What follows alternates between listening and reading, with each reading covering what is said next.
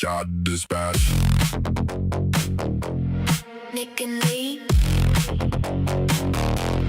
tune in. Tune in.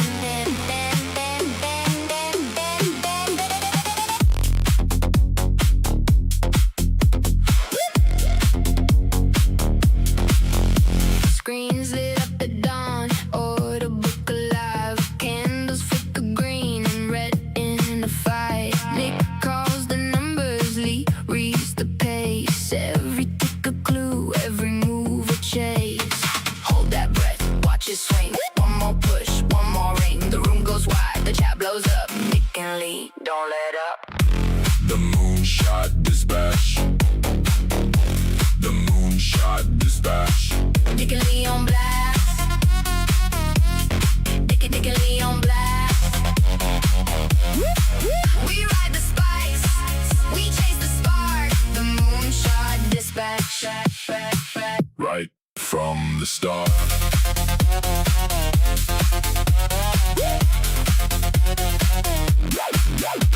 Whales make waves again, but stack then fade. Sharp little fake outs cut through the trade. Lee says, look there, Nick says, now here. Fresh on the tape and the signal's clear. Hold that breath, watch it swing. One more push, one more ring. The room goes wide, the chat blows up. Nick and Lee, don't let up. The Moonshot Dispatch. The Moonshot Dispatch. Nick and Lee on blast. Nick and Lee on blast. We ride the spikes, we chase the spark. The Moonshot Dispatch. Right from the start. Wait for the turn, there it goes. Pulse in the chat, head to toes. Higher, higher, lock that view. Nick and Lee, pull us through.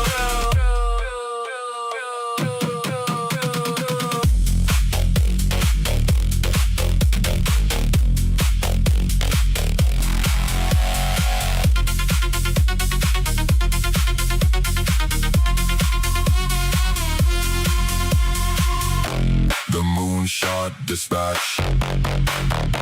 The Moonshot Dispatch. Nick and Lee on blast. Nick and Lee on blast.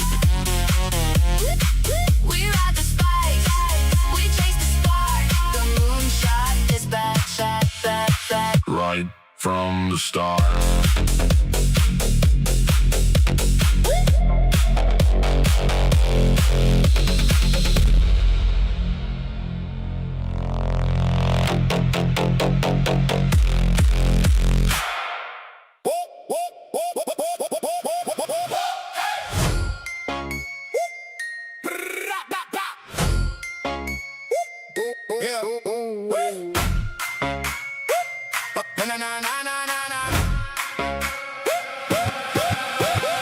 Login camera hot, chat scroll, screens light up. Nick on the mic like watch this. Lead with the chart, not luck. Candles move like wild tides. Green prints, then they snap red. We read the room in real time. Every tick got a new thread. Hold up, hear that room go loud. One more swing up, we can taste that cloud. Hands on the wheel now, eyes on the feed. If the line keeps climbing, that's the news we need. The Moonshot Dispatch. Run it live, run it back. The Moonshot Dispatch. Nick and Lee on the track. The Moonshot Dispatch. See it rise, see it snap. The Moonshot Dispatch. Chat goes wild like that. Fresh alert, new candle volume, hit whole screen shakes. One more push through the room or one more move for the brave. Nick says, no, don't blink now. Lee says, check that wall. We got the crowd on standby, waiting on the next call. Every game got a heartbeat, every dip got the grin. If the market wants fireworks, we'll be first ones in. Hold up, hear that room go loud. One more swing up, we can taste that cloud. Hands on the wheel now, eyes on the feet. If the line keeps climbing, that's the news we need. The Moonshot Dispatch. Run it live, run it back. The Moonshot Dispatch. Nick and Lee on the track. The Moonshot Dispatch. See it ride.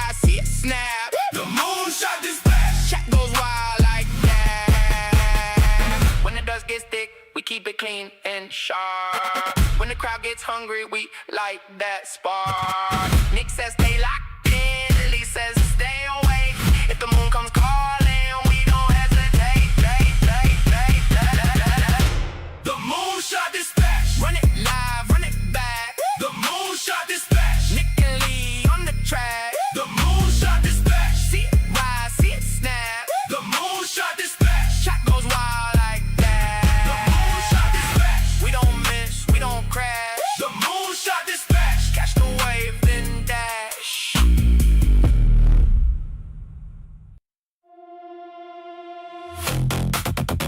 The Moonshot Dispatch.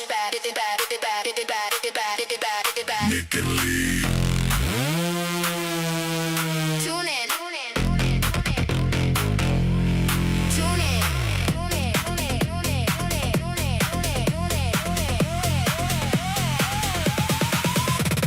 Screens lit up at dawn, or the book alive. Candles flicker green, red in a fight. Nick calls the numbers, Lee reads the pace. Every tick a clue, every move a chase. Hold that breath, watch it swing. One more push, one more ring. The room goes wide, the chat blows up. Nick and Lee, don't let up. The Moonshot Dispatch. The Moonshot Dispatch. Nick and Lee on blast. Nick and Lee on blast. We ride the spikes. We chase the spark. The Moonshot Dispatch. That's right from the start. Whales make waves again, bid stack, then fade. Sharp little fake outs cut through the trade. Lee says, look there. Nick says, now here. Fresh on the tape and the signal's clear. Hold that breath, watch it swing. One more push, one more ring. The room goes wide, the chat blows up. Nick and Lee, don't let up. The Moonshot Dispatch. The Moonshot Dispatch. Nick and Lee on blast. Nick and Lee on blast. We ride the spikes. We chase the spark. The Moonshot Dispatch. Right from the start.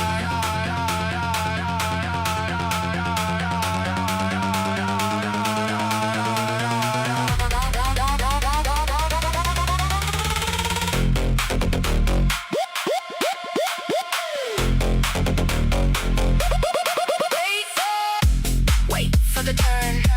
There it goes. Pulse in the chat. Head to toes. Higher. Lock that view. Nick and Lee. Pull us through. The Moonshot Dispatch. The Moonshot Dispatch. Nick and Lee on blast. Nick and Lee on blast. We ride the spikes. We chase the spark. The Moonshot Dispatch. Right from the start.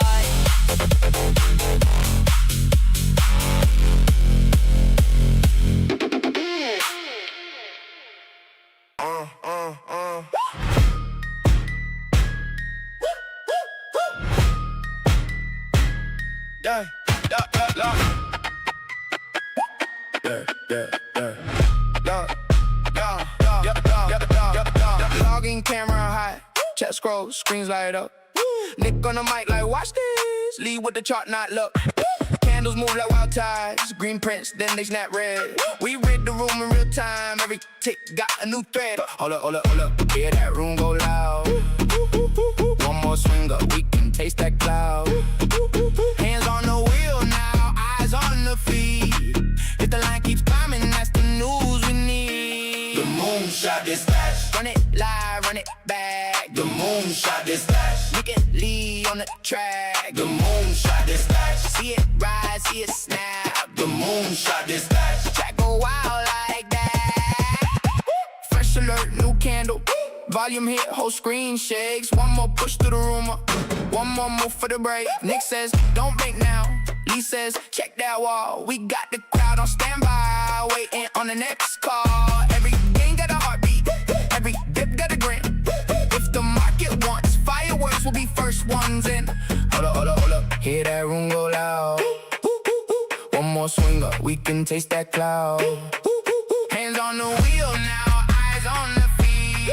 If the line keeps climbing, that's the news we need. The Moonshot Dispatch. Run it live, run it back. The Moonshot Dispatch. Look at Lee on the track. The Moonshot Dispatch. See it rise, see it snap. The Moonshot Dispatch. Track goes wild like that. When the dust gets thick, we keep it clean and sharp. When the crowd gets hungry, we like that spark. Nick says stay locked in, Lee says stay away. If the moon comes calling, we don't hesitate. The Moonshot Dispatch. Run it live, run it back. The Moonshot Dispatch. Look at Lee on the track. The Moonshot Dispatch. See it rise, see it snap. The Moonshot Dispatch. Track goes wild like that. Moonshot Dispatch. We don't miss, we don't crash. The Moonshot Dispatch. Catch the wave, then dash.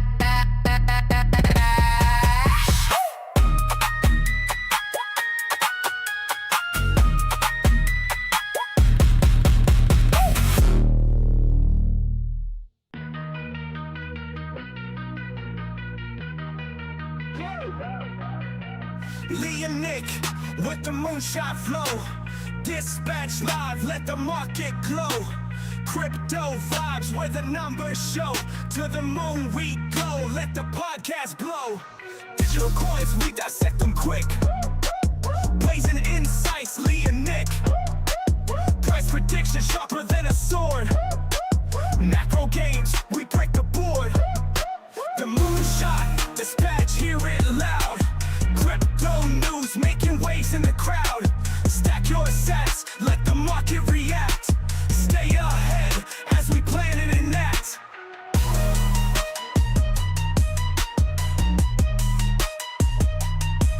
Volatility flips, we call the game.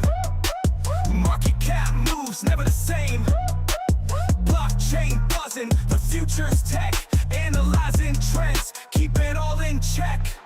Dollar signs, the charts align. While the bulls and the bears intertwine. Fed talk rates climb or decline. We decode the nodes, it's all by design.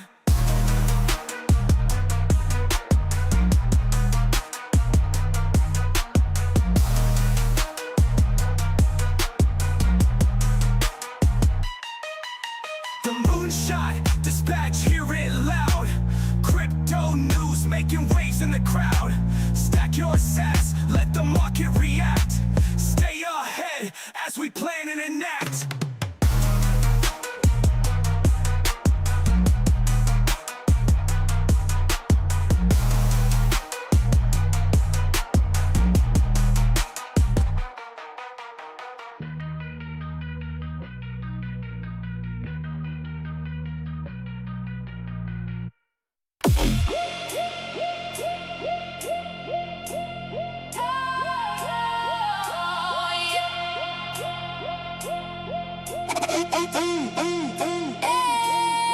Hey, the Moonshot Dispatch live and direct.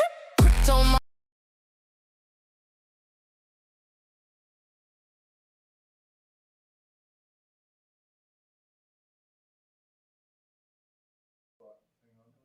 No one can hear us. Oh, wait.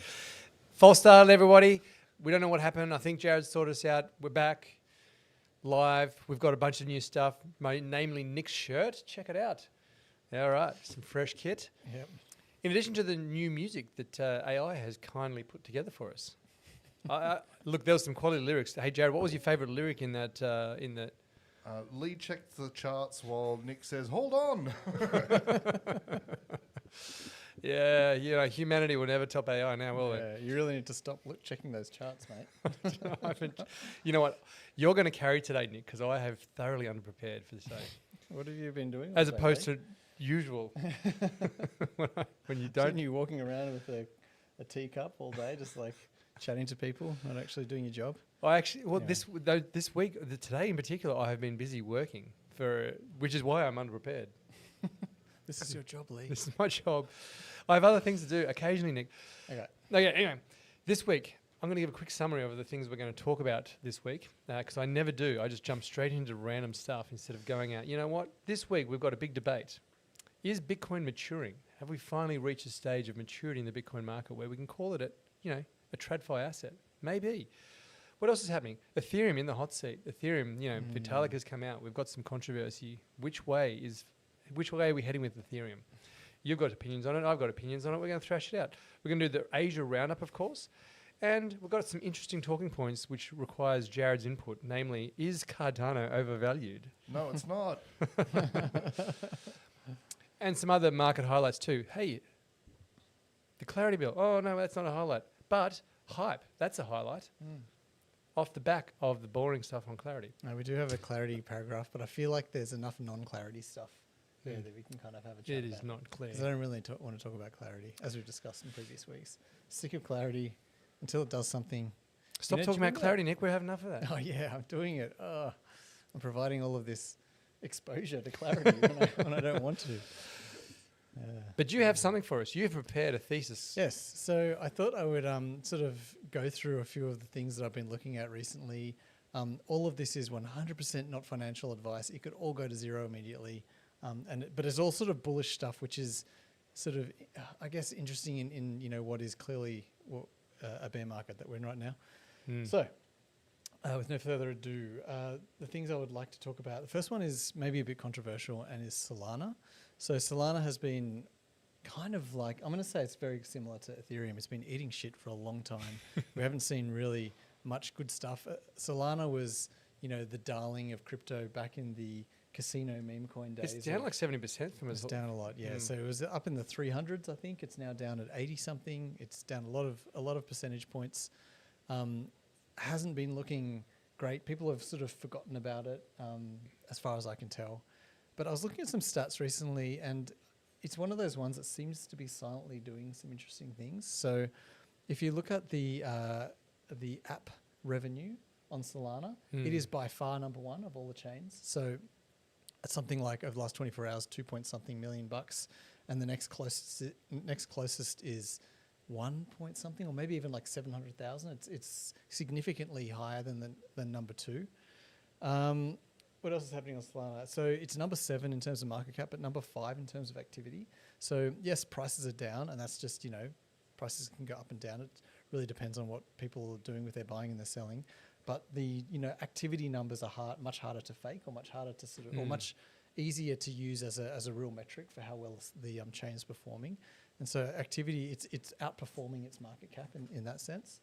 What else have we got here? Yeah, so I guess my question when I read these numbers is, why is the app revenue so high? But if you look at the chain revenue, so the amount of fees that the network is bringing in, they're not that high. I can't even remember what number it is, like number 4 or 5 or something like that. And to me, what that's kind of saying at a high level is that people are using the chain to do transactions, and the chain isn't really taking much of that as revenue. It's not sitting there and collecting a whole bunch of revenue from network fees and all that kind of stuff. But the activity is super high. Why would it be like that? Well, I guess to me, again, this is all just sort of extrapolating from the data, but to me it seems like people are wanting to use the chain to do these transactions because it is cheap. And so it's cheap, it brings the people in, they do all this activity, and the chain doesn't reap heaps and heaps of fees, but that's just how it is. It's how it's built. It's meant to be a fast, cheap chain. So it seems to be doing what's written on the tin. Anyway, that's kind of my Solana piece. I thought that was interesting. The next thing I want to talk about is ZEC, Zcash. So Zcash, as those of you who know have been kind of looking at these charts, Zcash have been outperforming for a while. I've got a Zcash chart. If you can throw it up there, please, Jared. Not that one. The one which is mostly black. Yeah, that's it. So this is quite a zoomed out chart from, I'm going to say 2020 something, early 2020s, October. Oh no, sorry. No, I'm thinking of another chart. This is from late last year when Zcash finally caught a bid. So for forever, Zcash was sitting at, as you can see there, it's like about $60 if you look at the very left-hand side of the chart. And then suddenly it just got launched into the zeitgeist and everyone started talking about it and it pumped up to almost $800. It has since been, in a bear market. And then since about April this year, when it was in the sort of low 200s, it's just been up only. It's now tripled its price since then, basically. Really? And down to 625 from almost 700 like a day or two ago. So this coin is obviously doing some amazing things. First question you ask is, why? What's causing? Yeah, I'd love to hear the story behind this. Well, I mean, who knows why specifically? But why is Zcash different? Well, from you other do, Nick. That's why we're here. I can give you some pointers, but I'm not going to sit there and go, well, actually, Joe Blogs from 39 High Street bought 50 Zcash on the 14th of April. No, so Zcash, what is Zcash if you don't know? It is kind of like a competitor to Monero. So it is a privacy coin. You can send transactions on Zcash where you can see the transaction on the blockchain explorer, but you don't know who it's going from and who it's going to. It will just kind of appear in the receiver's wallet and disappear from the sender's wallet. It's some pretty fancy technology to do this. Oh, by the way, Moonshot Dispatch. I forgot about this one again. Just hang on. Did Jared do the right numbers? And Yeah, it does say the right date. It says 26th. Oh, right. there. It's a Thank you, Jared. palindromic date, unless you're American, and then it's... Yeah, it's the normal date. You Americans, get with it.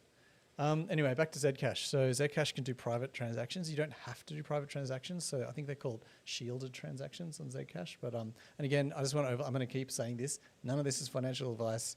Don't go and buy what I'm shilling, because it's just some interesting narratives I'm seeing at the moment. So Zcash, can do shielded transactions. They can also do non-shielded transactions where you can see the sender and receiver. You kind of have to choose when you're initiating the transaction. But I guess that must be a reason in my mind. It's not just because Zcash has, I don't know, some cool other tech. I mean, it's been around for a long, long time. Been around for many, many years.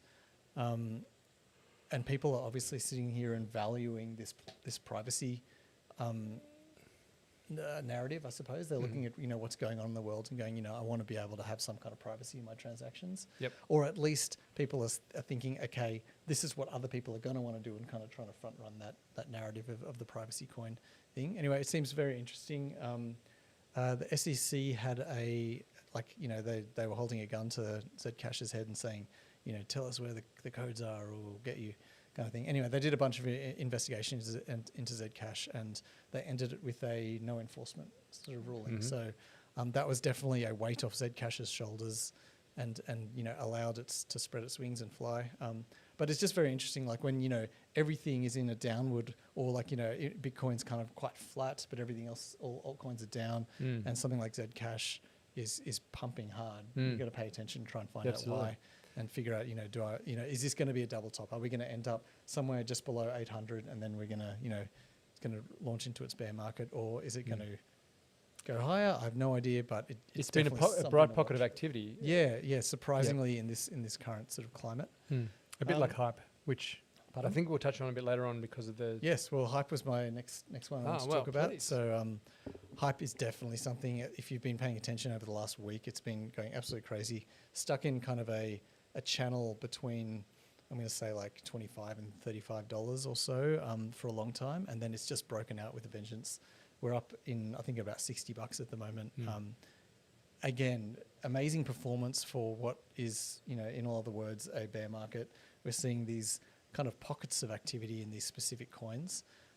Hype is an interesting one, and I think a lot of hype bulls have been screaming about Hype for a long time, just because it does kick so many goals. Like the platform itself, I've got some numbers here. Open interest for RWAs on Hype is $2.6 billion. And this is not just people trading Bitcoin and Ethereum. This is RWA specifically. So it's really pivoting to try and go, look, we're not just a crypto exchange. We're not just, you can't just, take a leverage long on Bitcoin here. you can trade things like oil and uranium and whatever. This is effectively a TradFi exchange, call it the Nasdaq, call it whatever, rebuilt on blockchain rails. Yeah, it's decentralized on chain. Well, decentralized is tough, but it's definitely on chain, an on chain version of what you can get on the TradFi rails. You're absolutely right. Sorry, go ahead. I was going to say, like, you know, they're working hard to expand their offerings. So obviously they don't offer everything that the TradFi markets do. There's a lot more sort of assets and even asset classes you can trade, you know, in the TradFi world. Obviously, that's sort of the, you know, centralized originating point for those kind of assets. But Hyperliquid is expanding and listing more and more and more, so you can get what you want there, which is great because anyone can do it. You just buy some USDC and away you go, kind of thing. Yeah, and we've talked about Hype a few times now. You know, just you know, showing it the respect it deserves for how good the tech and all that kind of stuff has been. And recently, I guess the catalyst for some specifically for that price action had been off the back of the stock, the SEC providing the what was called innovation exemption or tokenized stock exemption or something like that. And people naturally went, oh, great. I mean, that has hit some roadblocks we've seen this week, and that's worth having a discussion about. But effectively, you know, people went, hang on, you know, there's going to be tokenized stocks and exemption, which allows innovation. Hang on, who's going to be the place that's going to capitalize off that? You would say Hype, well, wouldn't you know? Yeah, so it's a good point, and they're very similar. But I think, and I may be wrong here, but so Hype allows you to sort of gamble for a bit, you know, for a better word, on a perpetual future for an asset, whereas what the SEC's tokenized sandboxing that they were offering that we talked about last week, that's more for actual non-perpetual, you know, physical stocks. But it's the same kind of thing, right? People, you know, when you're looking for exposure to some asset, you're not specific. You don't specifically care whether it's a future or the physical because you just want to get the upside. So Hype makes that super easy, but you're paying funding and you're paying fees, and like there are, you know, it is an expensive way to hold a long-term position. Whereas the tokenized sandbox for, sandbox for tokenized stocks, the thing that we were talking about last week that the SEC was entertaining, that's sort of more at a physical level, I think. So, you know, it should hopefully be a cheaper way to get access to the underlying asset. But yeah, Hype is going crazy, and you know, the one of the big things that's driving this Hype price movement is their buybacks. So something like 97% of the trading fees that they earn, they use to buy back the Hype token.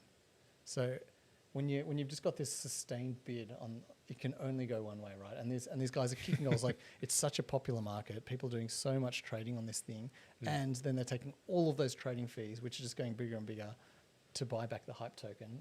It's unsurprising that actually, you know, what is surprising is it took this long to break out, to be honest. That's kind of surprised me that it was able to be suppressed for so long. And obviously Hype ETFs are getting filed at the moment as well. So it's just all like... It's all happening. It's all happening. It's incredible. And like, it's somebody surely is looking at this going... Actually, there's probably a couple of ways to look at this from a competitor standpoint going, oh man, we're in trouble here. Definitely. Because, I mean, if you've ever play on the Hype market, you don't have to go 40x long on something. No, you can still... Okay, you're not buying the underlying, you're still buying a derivative effectively. I mean, they do have spot of markets, but the perpetuals are like, you know, where everyone goes for. Yeah. But what I'm saying is you've got the capacity to get exposure to those investments with or without leverage. So you're covered regardless. And we know that humans being degenerate gamblers love a bit of leverage. But you've got both bases covered in one simple, fairly easy to use marketplace, and which is a pretty powerful tool. Yes. And if I'm anyone who's a competitor to that going, my business model relies on people trading on my platform, you'd have to kind of look at that with some degree of, what's the word? Trepidation. Yeah, trepidation. That's a great word. Right? If we liken this back to, you know, some of the astute listeners might notice that I've talked about Solana as a trading platform, you know, for meme coins and whatever, and now we're talking about Hype, and how can I be interested in both of them? Aren't they competitors? It's kind of interesting because, you know, we talked about before how Solana's app revenue is way higher than anyone else's. In that same metric, Hype is something like number 3 or 4. So, and they're way under. And so what, you know, and what that means basically is that Hype is but is taking a lot of these trading fees for themselves. Admittedly, they're using it all to buy back, but it's relatively an expensive chain to trade on. They don't earn that many. The apps sitting on top of Hype don't earn that many fees. Not like it happens on Solana. Geez, I'm tripping over my words here. But Solana's the dApps, the decentralized apps that sit on Solana, earn much more revenue than the ones sitting on Hyperliquid. But Hyperliquid, they've both got their pros and cons. They're kind of looking at different sides of the market here. Hype is obviously going crazy with its fees, like the L1 fees that are getting earned. Solana not so much, but Solana is killing it on the app side from the app revenue. And my final part of this thesis is a token, and this one's a bit specky, so strap yourself in. But it's a token called Cardz. So Cardz is a physical card trading NFT style website. So you can trade physical cards. So I don't know if you guys have seen, like even around the office, we see a bunch of people doing card trading stuff. Magic the Gathering. Magic the Gathering is the original, but these days it's all about Pokemon, right? So Pokemon is going through this ridiculous renaissance. And from what it seems like, people who used to play Pokemon when they were kids now have a bit of disposable income. And so now they're like, what, I'm going to go buy that. I love this phenomenon. I've seen this before. The same thing happened with Transformers. Yeah. But now it's on chain. So you can buy this Cardz token, which is this, they literally tokenize physical cards and you can trade them on this platform. The Cardz token itself is, how the fees are getting earned and all that stuff. It's sort of the token of this platform. But it's going crazy. So it's like the fees that this Cardz token platform is earning is only second on, it's a Solana-based app, it's only second to Pump.fun, which is massive. Yeah, right? wild. Yeah, and it's got something like a $45 million market cap. It's relatively tiny compared to that's crazy. The stuff that's out there, but it's just doing these crazy volumes. Everyone's getting into the physical card trading. If you want to somehow express that, on chain, then this seems to be the venue to do it. This is fascinating. This is actually kind of fascinating and has implications for the blockchain industry, that's for sure. Now, again, I'll just digress and use a simple example. When I was at university and I think I was like 19 or something, I was working at Target or something like that, right? And in the storeroom, they were selling old Super Nintendos, the old SNES, for $10. Right, this is back in 19 whenever, but the early noughties, let's call it. But I went and bought a SNES for $10 because I was just getting rid of them because they were really, really old and crappy at that point. Yeah. You know how much it costs to buy a SNES now, like a boxed one? Oh. Yeah, hundreds of because dollars. people want the retro stuff because all the guys who are like me who would have been killed for a SNES when they first came out and now sweet, I'm going to go buy one just to play some retro Street Fighter or whatever. Yeah, right. And they're happy to pay for the genuine article. Same thing for Transformers. I've heard that when the world starts collecting and speculating over useless, stupid stuff, that's a canary for a recession. So when you start getting Pokemon trades and Pogs come back and Tarzos make a resurgence. Hey, look, if I have to pay $1,000 for an Alf Pog, sure, but we're not. I feel like this is a phenomenon that happens throughout generations. There's always a premium for nostalgia, a nostalgia premium, let's call it. And the same thing happened for when I was they got kids, whatever, they're into Lego. And for some reason, I can't remember why, I was like, hey, you want to see some Lego that I had when I was growing up? Thinking it wouldn't even be available. It was there's a space train station or something like that, this little train. I don't know how much my parents spent on it back when I was 10 or whatever, but it's $1,600 for this old school retro kit. And of course, you could never open it. It was just the collector's edition of the original kit. Yeah, I pulled out the old Xbox a couple of months ago. The original Xbox I got in 1999 or something like that. You took it out of the box? No, well, out of the bag. I was up in my attic and I was like, I should get this thing out. I had to go to JB Hi-Fi and buy a converter because my TV didn't have the right plugs for it, HDMI to RCA converter or something. And I was like, I'm gonna get play with my kids, show them this game. Anyway, the idea was cool. It didn't work out as well. For some reason, a lot of the screen was covered in green, a green wash, and it didn't quite it was a boxy. The widescreen stuff didn't exist back then, so it was this 4x3. It just wasn't quite as good as I was expecting / hoping it to be. Yeah. But the kids had no idea what it used to be like, so they're like, "Oh wow, cool! What do I do with this weird controller thing?" We don't have a PlayStation or whatever, so this is all new to them. But Yeah, definitely that retro, the concept retro- of the retro, bringing yeah. retro stuff back. And it seems to be like the whole, as you say, like Magic the Gathering, which has got very strong crypto ties back to Mt. Gox. And now we're doing this whole Pokemon thing. I hear a lot of people talking about the One Piece. I've started watching the One Piece on Netflix, like the live action thing, not the cartoon one, and I'm really enjoying it. Like it's right up my alley.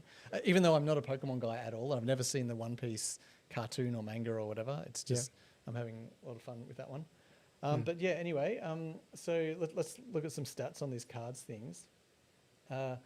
Since 2004, Pokemon cards have returned 3,800%. I've If you look at the S&P 500. I've got a stack of Pokemon cards. It's like 480% on S&P. My kids have so stacks of them. I could be sitting on a gold You mine. could be, yeah, absolutely. When could are we be. They getting probably, a Pokemon ETF? yeah, that's right. I mean, yeah, cards ETF maybe. Anyway, yeah. So it's like it's outperforming. You know, again, cherry picking timelines and whatever. I'm guessing you got to be careful, but Well, the financial controller who sits behind me at my desk has his Pokemon cards on yeah, display. Yeah, I've seen them. Yeah. But you got to, they got to still be in their packets or like in mint condition. You can't just have like Yeah, they're in. dog-eared These cards or these are whatever. things. Yeah, these are things that are in plastic, kind of like. Yeah, the lock sort of. The lock things. Yeah. But yeah, it just seems like the whole cards trade is like providing this liquidity to an illiquid market because it's difficult trading physical things, right? You go on Facebook Marketplace and you have to meet someone in real life and hand over cash. Now, how do you verify the how do you get veracity? How do you get, what's the word I'm looking at? I know what you're saying. You can, so in terms of this specific token I'm talking about, they're not the NFT. So you're just buying like a fungible token called Cardz. If you wanted to, you could go onto the come on, it's called the crypto collector or something, which is where Cardz, that's the genesis of Cardz, and you could do your actual NFT trading on there, and they'll have some kind of way to verify, I'm guessing. I haven't actually looked into that bit. I'm just looking at the token itself. But yeah, anyway, so that's my thesis at the moment. Seems like, obviously Bitcoin is an underpinning one, but it's pretty flat at the moment. I feel like Solana's underperforming for what it's doing on chain. ZEC is going crazy, Hype is going crazy, and Cardz seems to be this thing that's just coming out of nowhere. Anyway, again, not financial advice, just some interesting pockets of activity that are happening on chain in this. Well, Cardz is really bear just market. a really fun, interesting application of RWAs, right? That's what it's an RWA. Yep, I For pay that. Well, okay. That was a great summary. Have you got more to go, or should That's I? it. No, we're done. Well, like I said, I had to quickly run over the market mood. So that's interesting. Well, I already own, except for Cardz, I think I own those tokens. So, Jared, we're going to get on to Cardano later on. That's one token I don't own. I just wish it was undervalued. Sorry, it didn't appear in my thesis. Did not make Nick's thesis, I think. Anyway, the market mood this week. All right, so we haven't even talked about the market summary this week. But the market summary this week has just been volatile. Off the back of Iran, will we get a deal? Will we not get a deal? You know what? The likelihood of getting a deal this week, according to the prediction markets, is 36%. So the year is 2042. Trump has announced a peace deal, and he boasts that the Strait will be so open, you'll wish it was closed again. Although if you The market pumps 7%. if you add the percentages of clarity getting passed with the Iran deal, you get 100%. Okay, That's so true. something's going to happen. That's That's what true. you're saying. The clarity deal is at 65%, which I know we weren't going to talk about, but there you go. Oh, damn it, Lee. I've mentioned it to it. Sorry for ruining your week with that stuff. With the market summary, the market did dip, but you know what? The fear and greed index, which is the number no one cares about, is sitting at 34. Apparently, that means the sentiment is soft. Demand is at its most bearish level of the year. 34 isn't that, great. is that what 34 means to you? Yeah, I mean, it's less than 50, so obviously we're not having a great time. But I'm glad someone wrote that out for me because I didn't know it. Cycle Theory is warning that Cycle Theory bears a warning of a potential drop to 54K with the 3 more months of the bear market ahead. And ETH is down 1.5%. Okay, the Cycle Theory stuff, let me read you an excerpt because I read this, I'm like, you know what, I don't know what I just read. See if you can make sense of this. So this is when we're talking about the Cycle Theory and bears, you know, here's what the author had written to back up that claim. and I quote, technical analysis of Bitcoin's volume shows that the transaction volume strength indicator, which tracks the relative weight of Bitcoin's on-chain transaction activity against its price history, is compressing towards the low volume zone that has reliably marked the end of bear markets. Is Is that bullish? Is that bearish? What the hell is even that? Yeah, this is we're back. But into, apparently that's the state of the market. Yeah, it's astrology for men times again, I guess. But did you understand what I just said? Because I don't. At a high level, is talking about on-chain activity is going down. So not many people are sending Bitcoin transactions backwards and forwards, and Therefore, we're going up or down. No, so people, at the face of it, you go, well, okay, that's not a good thing, right? You want activity to be going up, not down. But we can kind of overlay this with historic. We can chart this out and have a look at what happened in previous times. And every sort of previous prior to just bull market upwards pressure of price, we're getting this kind of low volume activity. So it's kind of saying, look, this is what you want to see just before you get a bull market starting. But as the first guy said, we've probably got a few months of this left. We are having, the activity on chain is pretty low, but it's not low enough. We need more lowness. Oh, really? We're too high at the moment. And so yeah, once we get a bit lower, and maybe it'll take a couple of months to play out, then we can hopefully someone can make a call about end of bear market. So it's a fancy way of saying it's always darkest before the dawn. Yeah, literally. And this is not for Bitcoin. We've also, like XRP is showing exactly the same signs I saw. And I'm guessing a bunch of other tokens too, probably Cardano, although I guess that one doesn't go up. That just stays low. There is no dawn for Charles Hoskinson. That one's darkest before the dark. But when deliberately, because of Claude knew that we could get more mileage out of this story and teasing Jared about it. The Cardano overvalued story is the very last story we're going to cover off on. First of all, we have to get through the Bitcoin maturing debate. So Mark Cuban has come out and said, you know what, I'm done with it. He's basically sold all his Bitcoin and said, look, hey, Bitcoin's gone down more than gold. Therefore, what I thought it was going to be, this hedge against all this stuff, it just ain't the case. But there's conjecture on this. Yeah, this is nonsense. Is to be this honest. because he just sold at the low? So if you look back far enough, like back in 2019, Mark Cuban said bananas are worth more than Bitcoin. It's the classic sort of, like Michael Saylor back in the day. He said this thing's worthless, don't touch it. And then I'm going to say literally 9 months later or something, he turns around and goes, this thing is sick. It could be the next gold, everybody. And now he's crying like a baby, saying, "Oh, it's not acting like a gold hedge anymore. Look what gold did. It went to $5,000."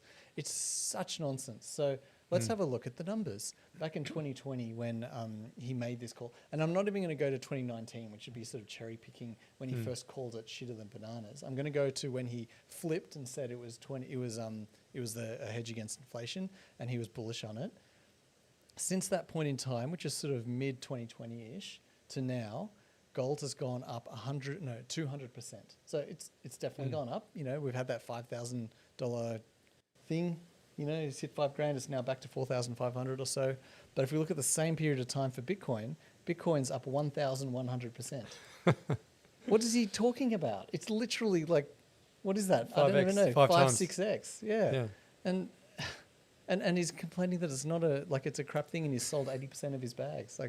Come on. This either he hasn't sold and he's just trying to signal the market, or I don't know, maybe he wants to buy. They're all those conspiracy theories of people talking about how the big bag holders claim they sell just so the market dumps, so then they can buy in and buy, take the money out of your hands kind of thing. I don't know. It just seems like, and this guy can't be dumb, right? He's a billionaire investor. He's usually very pragmatic. He doesn't sort of get caught up in the ideology of things. Yet he's saying this complete nonsense where he's fully cherry picking this one period where gold went up to 5,000 and Bitcoin didn't. If you look after that, gold is now down 14% and Bitcoin's up 30%. So I saw that. I don't know. I should throw my hands up. Is he an actual billionaire, or is he just one of those TV guys that just... Could be. Hey, you want to fact check it? Let's see what Google says.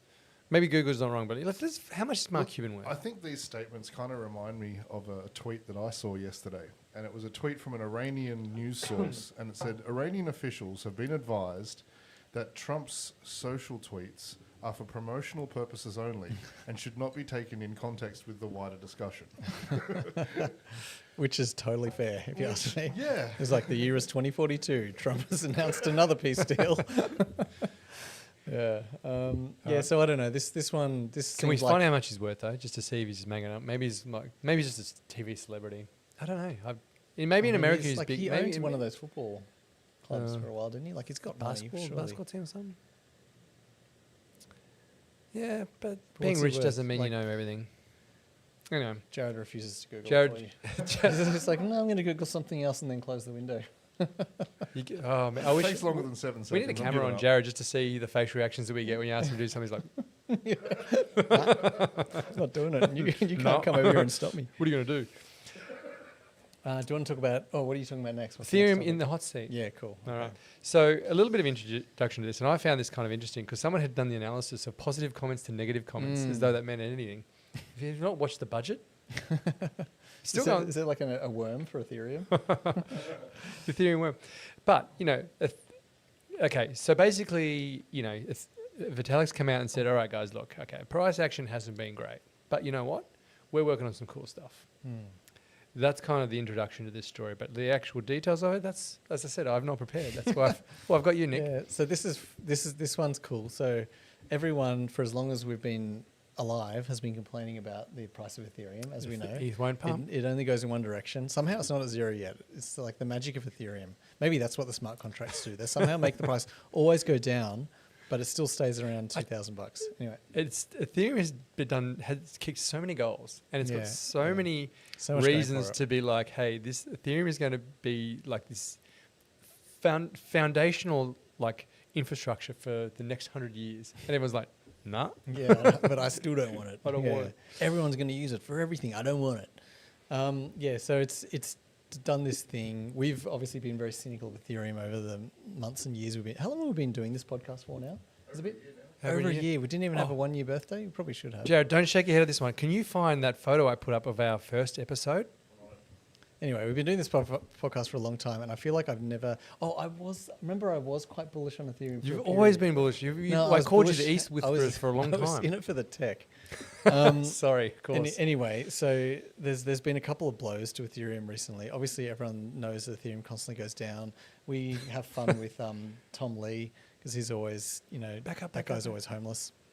He's just- he sleeps in his office. Yeah, I There it is, believe there it it is, because there it you can't afford a real house when you're invested in Ethereum. And then one of the big Ethereum proponents. So there's this podcast who gets a few more views than we do called Bankless. Oh yeah, okay, maybe And just a few more. We're catching up. Yeah, we'll get them. Right. Well, now we've got an opportunity because these guys hung their hats on Ethereum. They've been always talking about Ethereum, about how good it is, and trying to like show everyone all the cool stuff that's happening in Ethereum. And one of the guys, so it's a podcast of two guys, very similar to you and me. One of the Bankless guys has come out and said, you know what, I've now sold my last Ethereum. Really?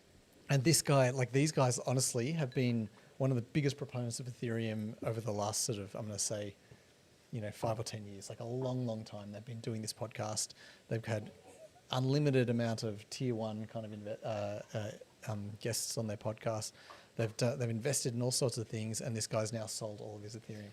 And like, obviously, he's bought hype. Like that's, he hasn't said it, but everyone knows. Like if you get out of everyone's just pivoting to hype at the moment. But yeah, that's like a big blow for the Ethereum community because those guys, those guys were the figureheads almost. Vitalik has always kind of distanced himself from price action. So people, I'm not sure if you remember, like back in the day, people used to airdrop stuff to him in the hope that it would pump the price of their crappy token.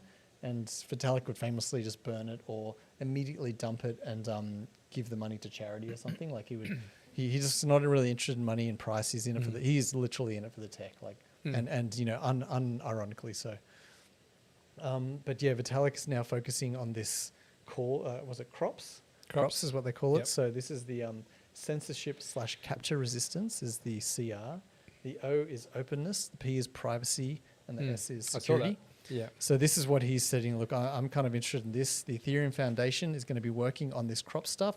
The Ethereum Foundation has nothing to do with price. So if someone else wants to sit there and like figure out how to make the ETH price go up, good on you. Good luck to you. And That's not my business, We'll though. help you, but this is not what we're here for. We're here to make this protocol kick ass even more than it kicks ass. And as we've said many times, this protocol kicks ass. Like it does so many good things.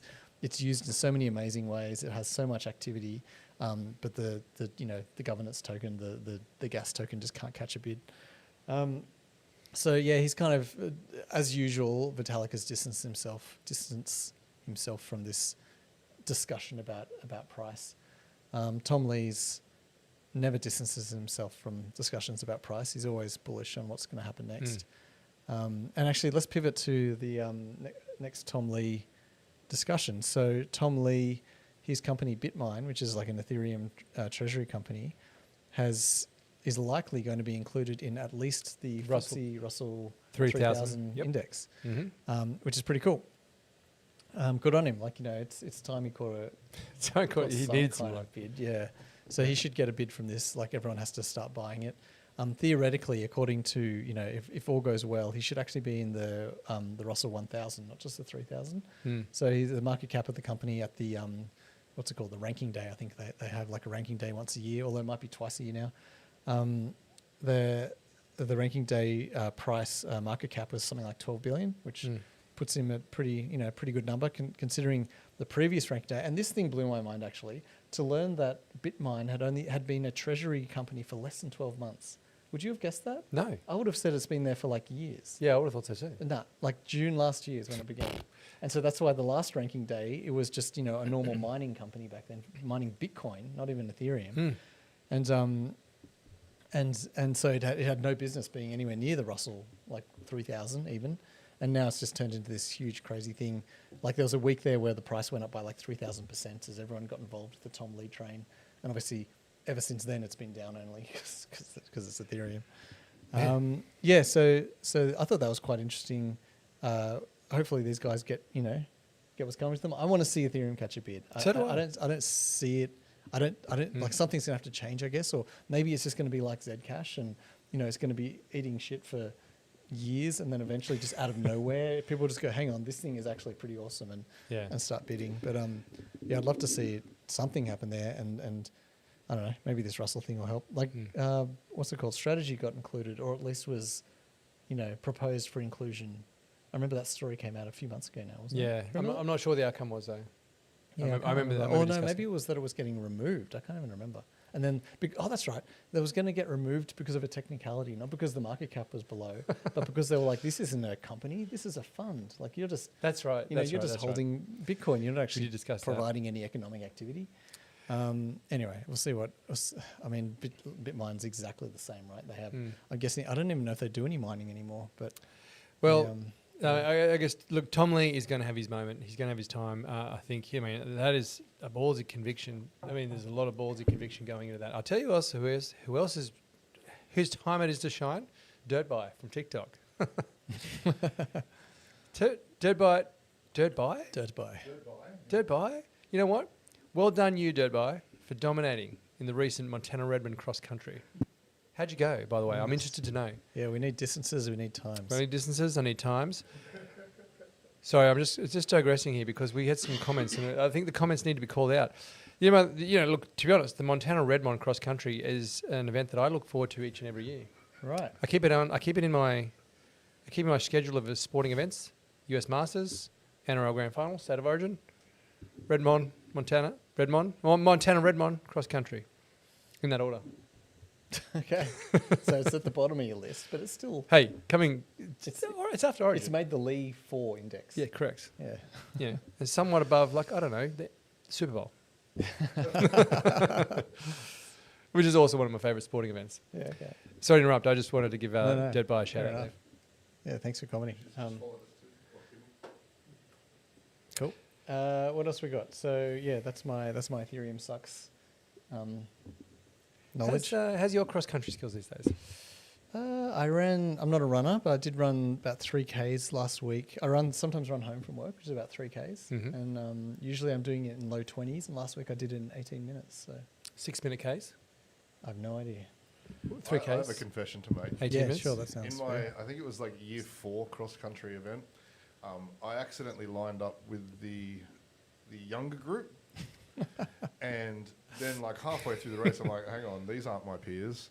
Just and smash so I them, just kind dominate of them anyway. waited until my age group came through and then joined the front Took group. a break. I didn't come that would have been too obvious, so I came like third, so I could go through the zone, but yeah. And no one noticed? Like you got away with it? No one noticed. Wow. And I'm surprised you didn't then do it year after year. Like it seems like This is what I It's a life hack. Yeah, this is what you posted YouTube. Did you ever want to come first? Everyone has their time shot. Hey, Stephen Bradbury, is famous Australian speed skater. All he got the gold after because everyone else fell over. I didn't know this, but Stephen Bradbury, maybe 1 or 2 Olympics earlier, was genuinely one of the favourites. Yeah, right. Did you know that? I didn't know that. I just thought he was a guy who just made it in. I mean, I assumed he was. No, he was one of the top guys. But in the year when he was kind of tipped as the guy who would probably win, he didn't make it. Yeah, and then won Olympics kind of a bit too late, where he just was kind of there. Scraped in and then won. Everyone's really familiar with the famous race where he wins, but there was 3 or 4 races leading up to it, and he got lucky in most of them as well. Oh, really? So there was collisions and fallovers in almost every single race. I don't know how common it is in speed skating, but I think it's fairly common. he got a few of those. There was more than one wipeout where he's just like, how did this happen again? Yeah. You'd start wondering, getting a bit suspicious, wouldn't you? You're like, everyone seems to keep falling over in the races that Stephen Bradbury. In any sporting event, you need a bit of luck to go your way, don't you? Probably the Truman show, Yeah, that's right. Talking about Olympic sports, have you been following the extreme games? Yes, I have. Yeah. Well, enhanced games. The enhanced games where they're just you know what, go ham, boys. Yeah, and girls. Nothing is illegal. Drug yourself up. Yeah. Can you? Is there when they say genuinely no limitation? It's all about performance enhancing. What if you had is it for example, if you had a missing leg and you got a flipper? I was going to say install a little motor onto you. That's mechanical, but maybe you're missing a leg, so you got a prosthetic leg. Does that now? Yeah, you're enhanced, right? I mean, that's a good point. I think enhanced Paralympic Games are just the Olympic Games. Ooh, it's controversial. Are we allowed to laugh at that? I don't think so.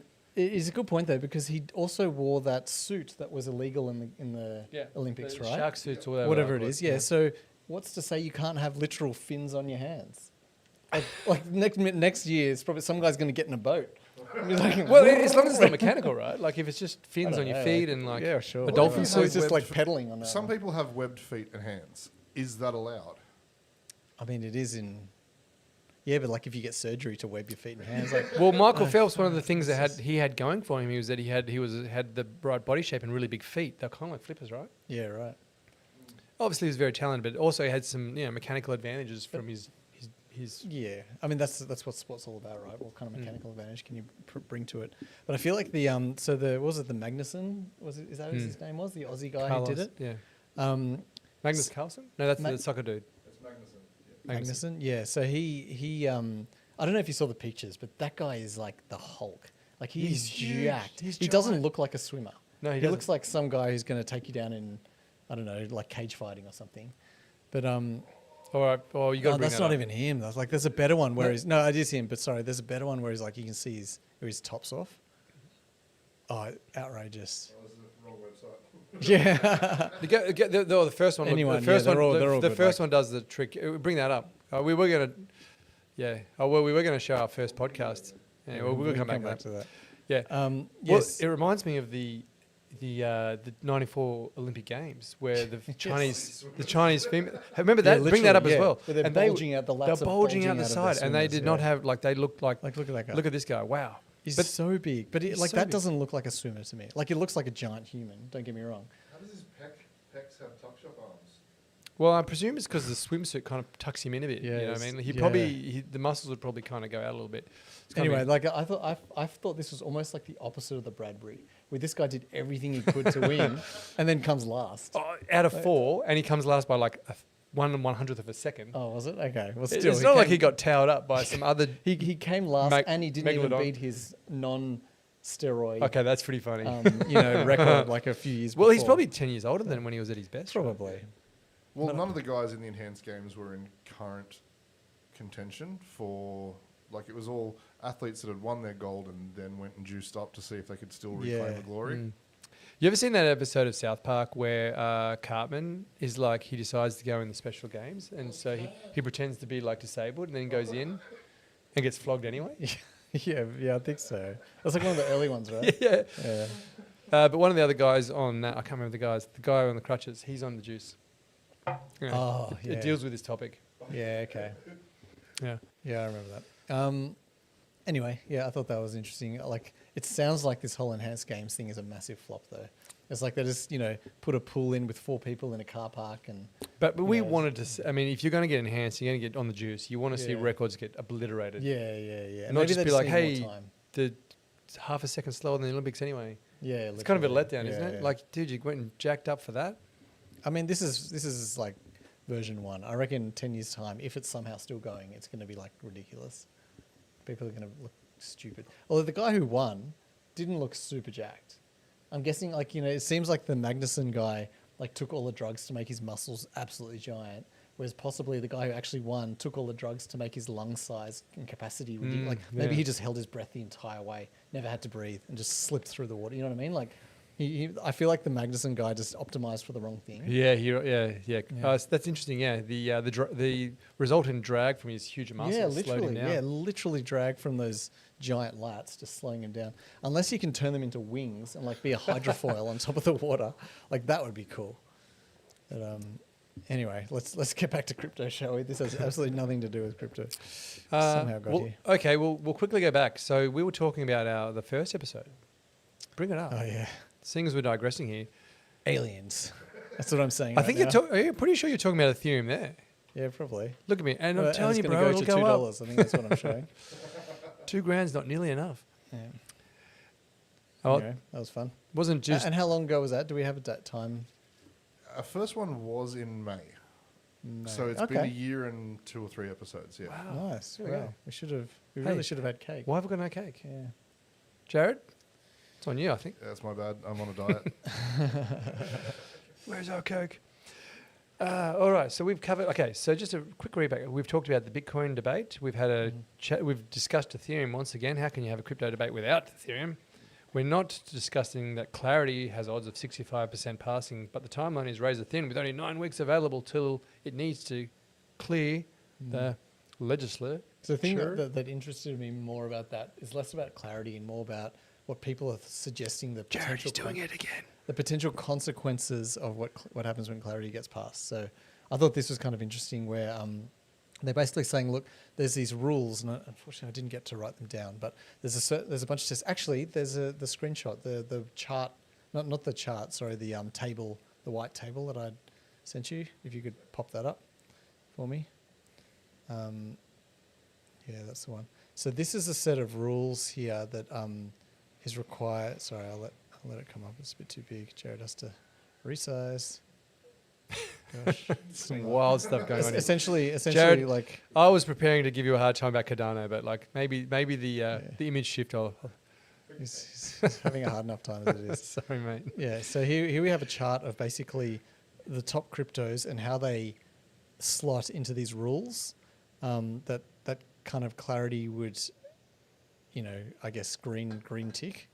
So Bitcoin and ETH are basically the ones in terms of cryptos that have a like a smart contract layer that allow you to do a bunch of fancy things with the future of finance. Ethereum is the only one.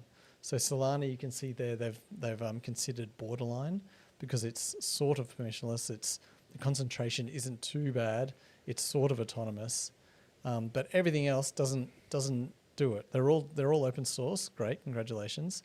But all of the other sort of tests that get performed on these cryptos to decide whether they get the Clarity's tick, they don't pass. So this is kind of interesting. So Bitcoin obviously goes through whatever, but Ethereum is the only one. Like it's the only one that has smart contract functionality and can do clever and intricate things that actually sits in this bucket of Clarity approved cryptos. That's actually very interesting. Yeah. Anyway, do with that As what you you will. will. But the analyst in this paragraph, like in this news article that we're talking about, is very bullish on Ethereum. He's saying, look, guys, people are not doing anything with Ethereum at the moment. Ethereum's only been going down. You're not pricing it in properly. It is sitting there in a room of one. It is the one. So anyway, we'll see. Obviously, Clarity still isn't passed because it sucks, and we just want to stop talking about it. But I thought that was kind of interesting. It reckons, something like obviously Solana there is pretty close, and BNB they suggested Solana, BNB, and Ethereum are going to be the cryptos that probably benefit the most from when/if Clarity passes. But obviously, looking at that, Ethereum is the clear winner. Anyway, Anyway, we'll see. I should say. watch this space. We'll see what happens. Time for the Asia Crypto Roundup. So this week, in the Asia Crypto Roundup, South Korea's 22% crypto tax has triggered public backlash. Who would have thought? People don't like getting taxed more, except for Jared. We went through this. The budget backlash in Australia was swift, it was severe, and Jared said, "No, I'm cool with it. It's fine if you have no assets. Don't go to Korea." The Koreans are not. So the Koreans are not happy. 50,000 plus signatures calling for its repeal. So people don't like getting taxed more. I think we need that. And like, tell us the numbers. Tell them the price, son. What percentage tax are they proposing to tax these guys at? Do you have that number? 22%. 22%. We're getting like 47 over here, and these guys are whinging about 22. Gosh. Man, Albo. He's going to collect 47% of your Pokemon cards. Everyone hates Snip him in half. the CGT, and Jared's like, not me. And there's some guy who keeps saying that. It was him. Let's get him, fellas. What happened? Sorry, that was a Simpsons reference. Anyway, India has blocked Cowsheep and polymarkets as illegal gambling. That's not good. I mean, so the US already blocks polymarkets, right? And so does Australia, I believe. I don't think we can. Oh no, can we get to polymarkets? Yeah, I was able to get onto Kalshi before, but I know, like, if you Google, it's interesting. Google are fully, shadow banned polymarkets. If you Google polymarkets, you will get everything except the polymarket website. It just doesn't show up. Interesting. And I mean, it's polymarket.com. It's not hard, but you just.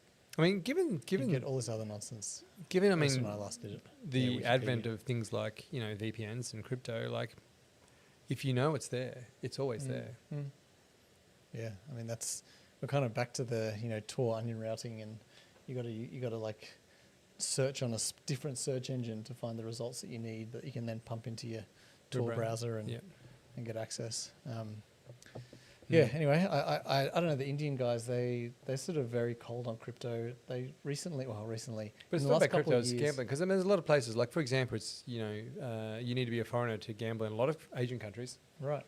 Yep. It's why places like Macau and everything are so popular. Is like gambling is outlawed in a lot of places. Right. For the locals. For the locals. Yeah, shit. Even in Singapore, I believe, you need to, if you want to go to the local casino there, you need to have a foreign passport, because I believe certainly was the case in Korea, for example. You couldn't go there amongst other jurisdictions, because it's just, a lot of governments just go, you know what, just not interested in our people gambling, because it just creates too much social, I guess, issues. Yeah. An accredited gambler. It's very difficult to gamble in the US on a lot of things as well, as we know. And Australia, I mean, even in the US, I mean, that's why things like DraftKings and all this kind of stuff, which is technically not gambling per se. I mean, they have the reservations, which you can go gamble, and you have obviously Nevada. But a lot of places, up until recently, things have changed recently, but up until recently, going to gamble anywhere in the US was really, really difficult. Yeah. Well, yeah, polymarket's blocked there as an example. So. Yep. Which in Australia, we're so used to it, because gambling is just kind of like the one thing here you can just do rampant amounts of. Except for 2-up for some reason. You're not allowed to play 2-up. Once a year for 2-up. Yeah, such but a if weird you want rule. to bet your entire livelihood on the weekend footy, go nuts. I think the reason that's banned is because the house doesn't take anything. Yeah, honestly. I mean, the pokies, I mean, again, we probably shouldn't, well, seeing as we've already gone down this path, I mean, you go to a local, the RSL, and all your local clubs. I mean, they're funded by poker machines. Yep. Golf clubs and sporting clubs, they're funded by gambling. There's more poker machines per person in Australia than there is just in the state of Nevada. Yeah, I'd believe that. Wow. And a lot of people come to Australia, they come here to gamble. I mean, there was I'm pretty sure even Crown Casino, it got into trouble for like getting into bed with organised crime in Asia, because they were running, tour operators who were effectively gang members were going, sweet, we can cut deals with, Wow. gambling places to bring the whales into town. Yeah. Which has a seedy underbelly. I don't know the exact details of it, but yeah, I'm sure you could find up articles that were written about that. What else is happening? So Kraken has secured approval to operate in Dubai, and Hong Kong awards its 13th crypto exchange license. That's the news around Asia. Cool. Any other comments on that, or should we finally talk about Cardano? We've been teasing. Jared, now is your time to shine. In Been looking forward to this all week.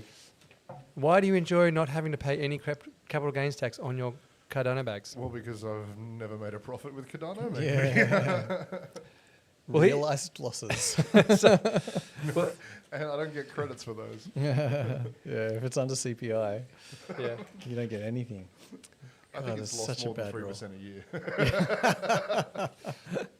But the interesting talking point this week was not that is it undervalued, is it overvalued? That means could it still go down further, Jared? Do you want to know my take? Yes, I do. So I see Cardano kind of like the Sega Dreamcast. Do you remember the Sega Dreamcast? Sure. Or Sega, depending on your affiliations? It came out, it was mind-blowing tech. People weren't ready for it. It came out at a time where CDs weren't common, and we've got this console that takes a CD. Instant loading, what's that? And it just wasn't ready. People weren't ready for the massive technological shift, and that's how I feel about Cardano. It's got all the bells and whistles under the hood, but no users. All right. Well, let me read out some market metrics. Okay. Cardano has a market cap around 8.8 billion US, Nice.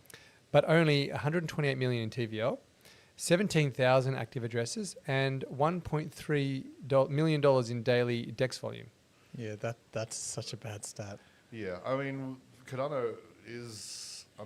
they've only got maybe 3 or 4 major dexes, and when we first got smart contracts, like TVL exploded, activity exploded, and then it just fell off a cliff. There was a lot of gamification built in the early days, so there were sites that would do meme coin or native coin drops if you sent 5 ADA to a platform, and then the novelty of that died down. The tokens weren't worth anything, and so that was responsible for a lot of the daily volume, just those DEX swapping, and that doesn't happen anymore. I haven't done it in a year myself, and yeah. So, if Charles is listening right now, what would you say to him?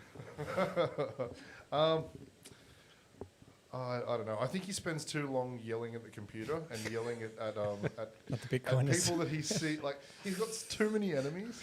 If he's not fighting with the XRP army, he's fighting with Bitcoin maxis, or telling other shitcoiners to go jump. But yeah, he's a little bit too hard on the I am a libertarian at heart and everything is freedom and everything is principled. I know it's good to stick to your guns, but it's a bit tired after a while. I think it's a fair point, but it's not real life. Like Yeah. you gotta live in the real world and got to make some concessions here and there.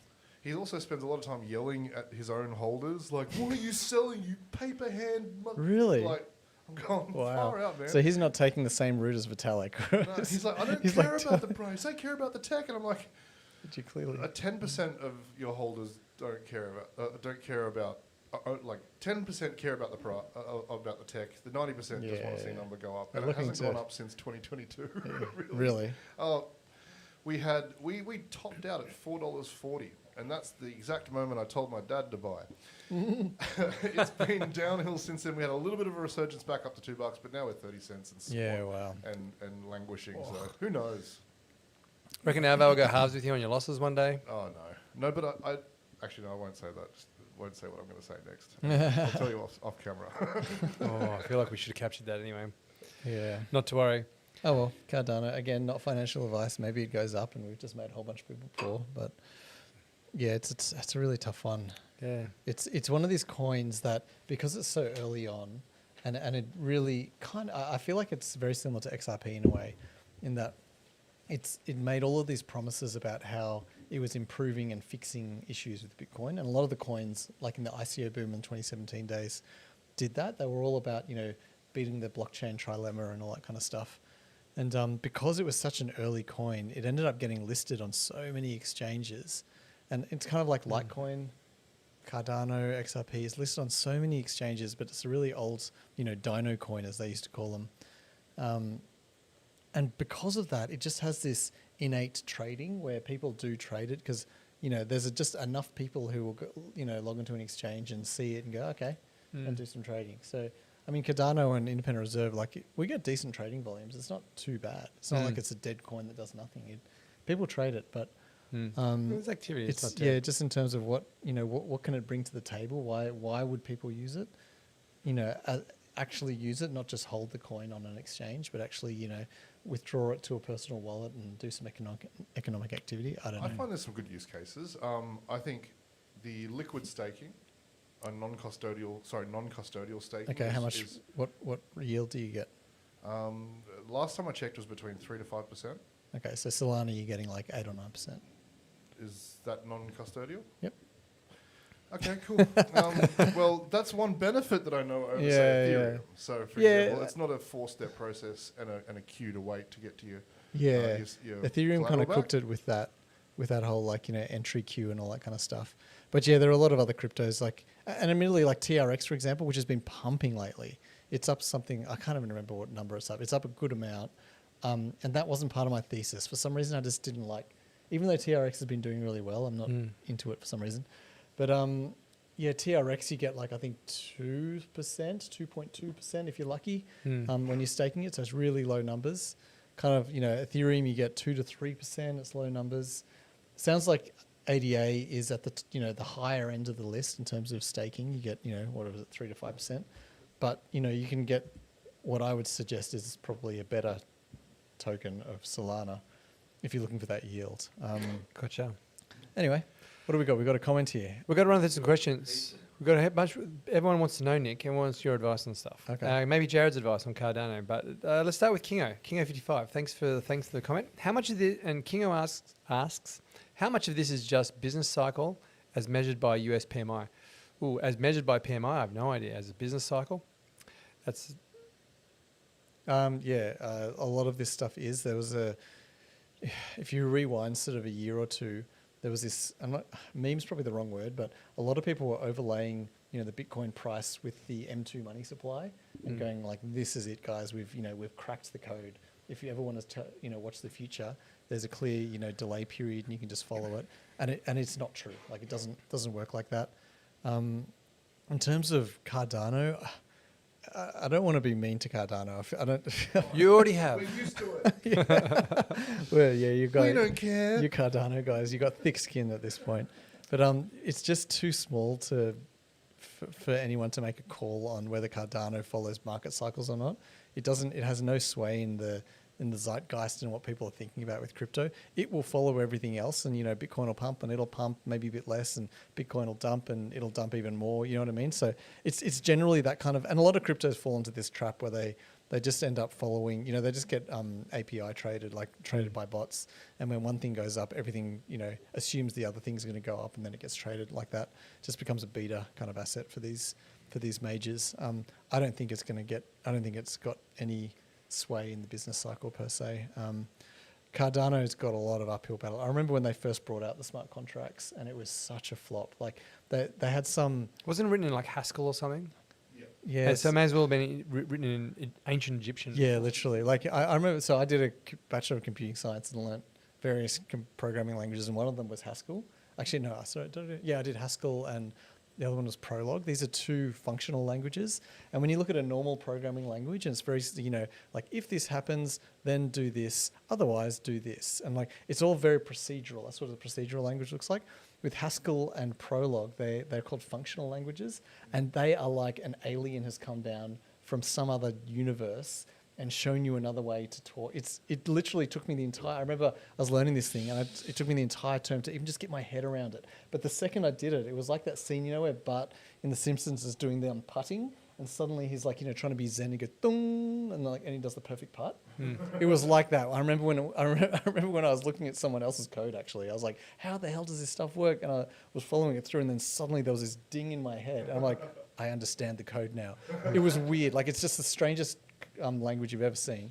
Anyway, so they've decided to build this thing on Haskell, which is, already they're shooting themselves in the foot by doing this thing, because most people can't understand it. Most like solid seasoned professional developers can't understand it. I certainly can't anymore. I understood it at a very It's a bit like being nerdy for the sake of nerdy. Like, look how 100%. It's like learning Klingon. I mean, and there are advantages to the functional languages. They can do some things really cleverly, but it's an uphill battle. You don't want to do your programming in that. Anyway, they brought out the smart contracts in Cardano like a few years ago, and it was this big hail. Like everyone was so excited for it. Finally, we can get things like DEXs on chain, and whatever, because you couldn't do it before.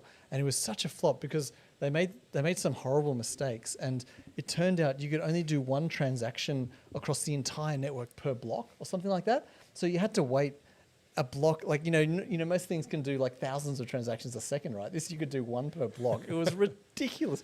It made no sense how it could possibly have ever been released to production. But anyway, it was that was my first one. I was like, oh man, this is the shittest of shit coins. The irony of that, I guess, that situation is yeah, you're right. And when smart contracts finally got turned on, everyone was sitting waiting for these decks that were pre-built and ready to go. And then you'd sit there and it was 2 hours before my transaction went through. And they go, oh, it's just congestion. It'll be fine after a few days. And to their credit, it was fine after a few days. Because they fixed that bug. But yeah. It wasn't because the congestion went away. It was because and as you say, like, they fixed it. But the problem is the damage is already done at that point. Everyone was like, what? These guys are a bunch of amateurs. They can't even figure out how And again, back to the ironic part, Charles Hoskinson was always shitting on Ethereum, going, they like to ship first and fix later. We like to fix first and ship when we're ready. And I'm like,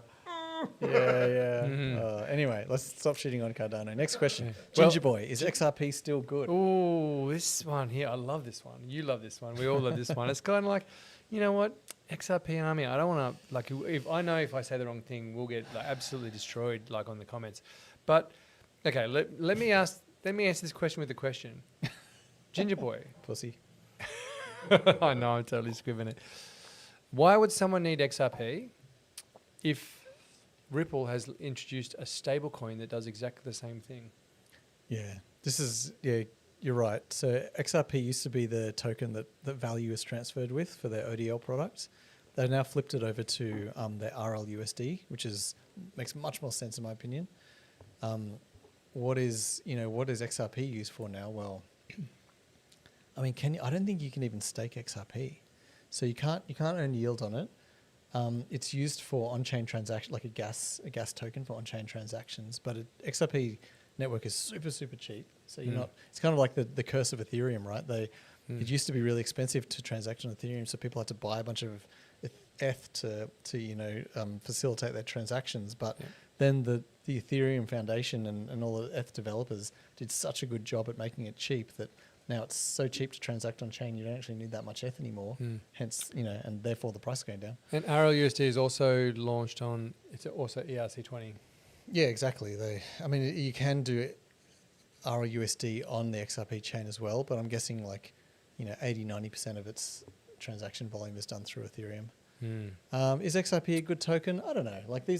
I feel like this is a token that will always surprise you. Yeah. I was very bearish on XRP for a while. And then next minute, I don't know, like a year ago or something, it just started pumping. Yeah. Like it went from, $1 to $4 or something. I can't remember what the numbers were, but I was just sitting there shocked. And so something like that could happen again for sure. It is indeed gone up. All right, Danny Crypto, thoughts on Linear? I don't know anything about Linear. You get, maybe, I don't know. Do you know anything about Linear? I've heard of it. You get 26.4% on XCN. So is that 26.4% of yield? Because if so, mate, where does that yield come from? Are they just inflating the token? I don't know. I don't know about these tokens either. Sorry, I'm not. Oh, you know what token? For long-time listeners, of which some of you out there may be. Remember when we did our little not expose is the wrong word. A little tour of the token, Singapore token, and we went and spoke to the people from Texacoin. Oh yes. And they had a yield. Yeah, I believe we asked the question, what happened, where does your yield come from? And the lady with the cowboy hat said, don't you worry about that. Next minute, left a scooter at the dairy. Yeah, Texacoin. And it's in trouble. Anyway, so it's a good question. If you're getting a yield, the first question you should be asking is, where is that yield coming from? Yeah. So if the yield is somewhere around like the treasury bills, the T-bill yield, then I'm like, okay, these guys are just maybe selling their coin, buying some T-bills, and they're providing yield that way, fine. But actually, this harks back to the Bankless guy. So David Hoffman was the guy who's now sold all of his Ethereum. There's this famous scene where he's upset because there's just so many scams happening. It's just him, David Hoffman, and his mate. I can't remember, Sean Adams, I think, is the other guy on this podcast. And they're chatting about it. And David Hossman's getting more and more worked up to the point where he starts crying on the podcast because he's just so upset about these scams that are happening. And someone screenshot. I should do like next minute. I'm going to be crying about some quantum mechanic. But yeah, he's crying about this thing. Someone screenshots his literally tears running down his face, basically, like his eyes are all red and he's like got his hair's like this and he can't believe what's going on. And so Bankless were sponsored by this platform called Nexo. They were offering 16.1%. It probably comes out of marketing budget though. That's where that you're. Yeah, well, this is the thing. But like, that can't last forever. How long? Like they're just. So it was sort of a funny thing where he's like crying about scams and they're getting sponsored by what looks like a scam if you don't delve into it because the yield is just way too high. Like it's not a natural yield. Yeah. Well, someone could just pay you a yield. That's the thing. Absolutely. I mean, I'm not saying like as far as I know, they weren't paying in their own token. I think they're paying, they something else. Hey, where'd our questions go? Jared, bring them back. All right, Shoalable. I noticed that AWS now supports agents that transact. I'm not sure what that is, Jared. Sorry, Nick, you might know. With AWS Bedrock Agent Core Payments. So that was a mouthful.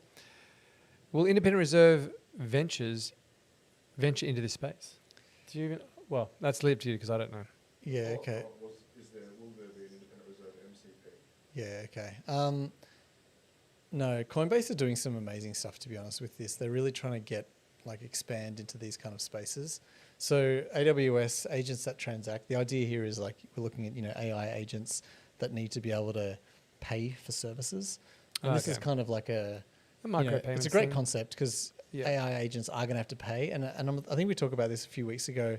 There was a article about someone had done some research on what AIs would use. And I think the results were, and I'm just going off the top of my head here. So Bitcoin was for store of value. Most agents chose Bitcoin. They said, if we have money that we want to store, we're not going to store it in stables. We're going to store it in Bitcoin. And if we're going to do transacting, we're going to do it in stable coins. And so I think this is what this is sort of basically talking about. AWS have a way for their AI agents to sort of hook into some kind of API and do transactions on chain.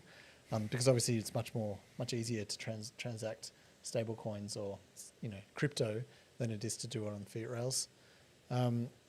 Is independent reserve going to venture into this space? No, we're not looking at that at the moment. It's a classic case, not classic case, but at the moment we've got so many things we want to do. We've got a dev team that is using AI as much as they can to increase productivity, but it's just unlimited things to do. This isn't on our roadmap at the moment, but it is definitely something interesting. And I mean, are we going to do an MCP? No. Do we need to? Not really. We've got an API already. We've got API documentation. There's a bunch of example clients out there.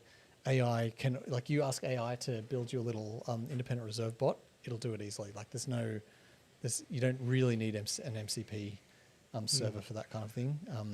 If we had a super complex API and there was a bunch of cool things that AI could do that our API didn't offer, maybe it would make sense. But it doesn't. There's no reason for us to do anything like that at the moment. Okay. Well, controversies continue to reign over XRP. So I didn't make these comments. This is from Kingo55.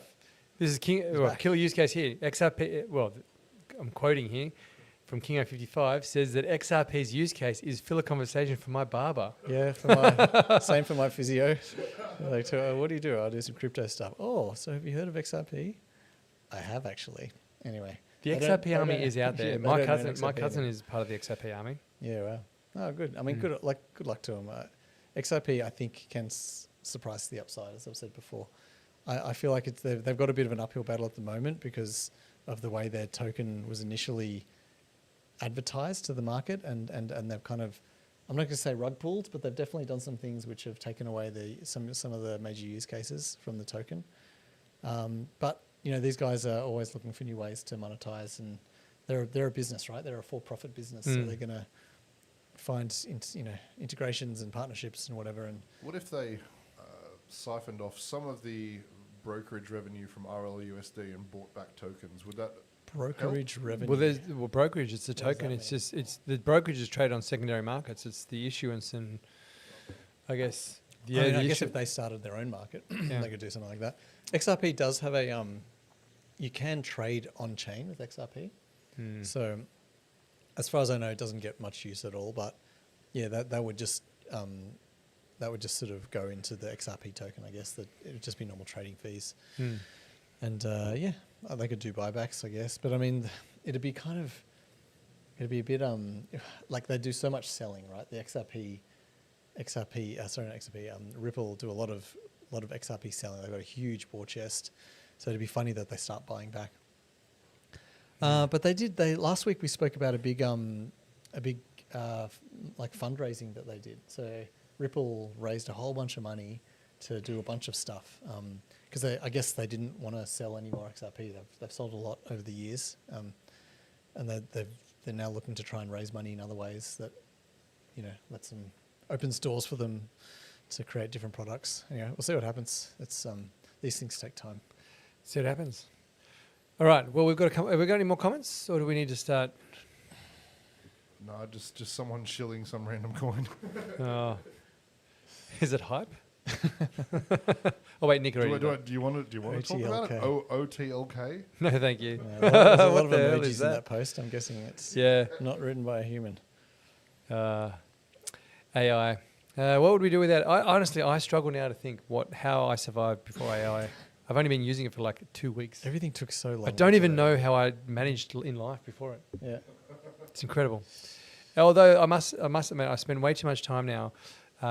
You ask Claude a prompt, and Claude takes time to think about his responses. And he's kind of sitting there waiting, going, "Oh, what are you going to give me, Claude?" And Claude managed, like, to Claude's credit, you mostly get accurate stuff, but you have to still check it. It's a bit like a smart but inexperienced dude. Yeah, very confident. They confidently come out and go, "Hey, man, I got you," and you're like, "That's not quite what I'm saying." Yeah. You are right. Yeah, Let you me question it, reassess. and it's like, actually, yeah. I Funny you should've should thought mention about that because Good yes. catch. Yeah. Yeah. But still, the Claude's work's impressive. You just got to check it. Anyway, we've had fun today. Your new shirt has been an absolute standout, quite literally. I can't even see my own reflection in the mirror because all I'm getting is your shirt. Yeah, I'm peacocking. It's pretty good. We've got some new, as I said, on the recap this week. We've had some great new AI introductory music, which is fantastic. Stay around and listen to that, I guess. Yeah. But other than that, we'll be back next week, unless you're away doing something, Nick, something important. Not as far as I'm aware. Okay. Well, let's call it a wrap there. Thank you for everyone. Thank you for stopping by. Thank you very much for the comments. We'll be back next Tuesday, as always, same time, same place. Obviously the same place, the internet. Cardano will probably still be down, but that ain't your concern. Because none of our listeners own it. There was a part of that the survey is like, actually, I don't know anyone who owns Cardano and definitely no one who uses it. But anyway. The stats suggest that no one does. So anyway, thank you for stopping by. Yes, the markets will be back next week, as will we. Actually, they never left. What am I saying? Just making up words now. Till next week. Ciao. See ya.